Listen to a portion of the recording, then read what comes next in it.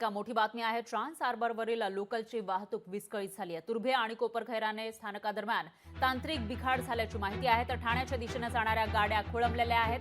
ज्यांना ठाण्याकडे जायचं आहे तुर्भेवरून किंवा कोपरखैरनेवरून त्यांच्यासाठी अतिशय महत्त्वाची बातमी म्हणावी लागेल, कारण ट्रान्स हार्बर मार्गावरची वाहतूक विस्कळीत झाली आहे। ठाण्याच्या दिशेने जाणाऱ्या गाड्या खोळंबल्यात।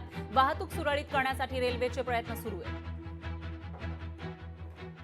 आणि याविषयी अधिक माहितीसाठी आपले प्रतिनिधी विकास मिरकणे हे फोन लाईनवर आपल्यासोबत जोडले गेले आहेत। विकास, काय सांगाल?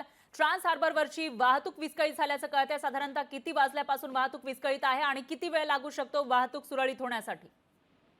ट्रान्स हार्बरची वाहतूक जी विस्कळीत झाली आहे। तुर्भे ते कोपार दरम्यान जे आहे तांत्रिक बिघाड झाल्याची माहिती जी आहे समोर येताना दिसून येते। ठाण्याच्या दिशेने जे गाड्या खोळंबलेल्या आहेत, त्यामुळे वाहतूक सुरळीत करण्यासाठी रेल्वेचे प्रयत्न जोरदार सुरू आहेत।